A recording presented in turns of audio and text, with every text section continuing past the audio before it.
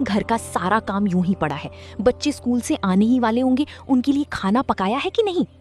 सुबह से कपड़े ही धो रही थी, बस अभी फारिग हुई हूं, अब खाना ही बनाने जा रही थी। अरे 2 जोड़ी कपड़े धोने में सुबह से दोपहर कर देती है। किसी बात की कोई फिक्र ही नहीं है, ना बच्चों की फिक्र है ना अशोक की। खुद तो पूरे दिन खाती ही रहती है और बच्चों को भूखा रखती है।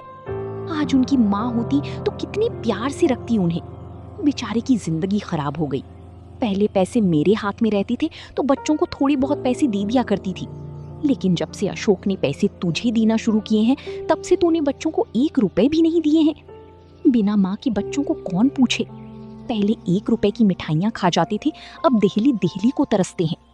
शर्मीली बिना कुछ कहे रूपाली की सारी बातें सुनती रहती है। बेचारी कभी उल्टा जवाब नहीं देती। एक कमरे में जाकर खूब रोती और अपने नसीब को कोसती। लेकिन रूपाली को शर्मीली पर बिल्कुल तरस नहीं आता। वो छिप छिप कर उसकी बातें सुना करती। शर्मीली रूपाली को देखकर कांपती रहती थी। एक दिन शर्मीली ने अपने पति से कहा, आप जरा जीजी को समझा दीजिए, क्यों मेरे पीछे पड़ी रहती हैं? तुम्हें कुछ कहा है क्या?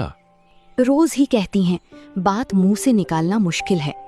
अगर उन्हें इस बात की जलन हो कि ये मालकिन क्यों नहीं बनी है, तो आप उन्हीं को रुपए पैसे दीजिए, मुझे नहीं चाहिए। यही मालकिन बनी रहे। मैं तो केवल इतना ही चाहती हूँ कि कोई मुझे ताने न दिया करे। ये कहते कहते शर्मीली की आंखों से आंसू बहने लगे। अशोक को अपना प्रेम दिखाने का ये बहुत ही अच्छा मौका मिला। मैं आज ही उनकी खबर लूंगा, साफ कह दूंगा, मुंह बंद करके रहना है तो रहो, नहीं तो अपनी रह लो। इस घर की मालकिन वो नहीं है, तुम हो। वो केवल तुम्हारी सहायता के लिए। अगर सहायता करने के बदले तुम्हें परेशान करती है तो उनके यहां रहने की कोई जरूरत नहीं है। अरे मैंने सोचा था कि विधवा है, अनाथ है, पांव भर आटा खाएगी, पड़ी रहेगी। जब और नौकर चाकर खा रहे हैं तो वो तो अपनी बहन ही है। लड़कों की देखभाल के लिए एक औरत की जरूरत भी थी तो रख लिया, लेकिन इसका मतलब ये नहीं है कि वो तुम्हारे ऊपर राज करे। लड़कों को सिखा देती है कि जाकर माँ से पैसे मांगे। लड़के आकर मेरी जान खाते हैं। घड़ी भर लेटना मुश्किल हो जाता है। डांटूं तो वो आंखें लाल पीली करके दौड़ती हैं। मुझे समझती है कि लड़कों को देखकर जलती हैं।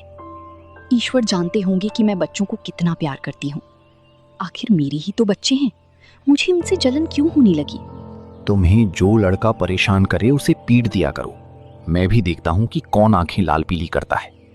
अशोक को तो मैं बोर्डिंग हाउस में भेज दूंगा, बाकी सुमित को आज ही ठीक किए देता हूं।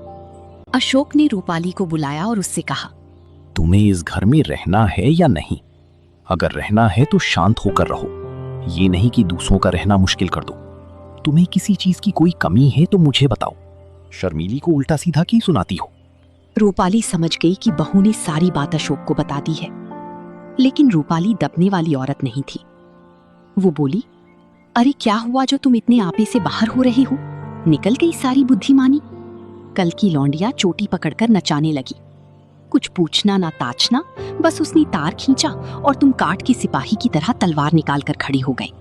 तुम हमेशा शर्मीली को परेशान करती रहती हो, उसमें कमियां निकालती रहती हो, बात बात पर ताने देती हो। अगर कुछ सीख देनी है तो उसे प्यार से मीठे शब्दों में देनी चाहिए।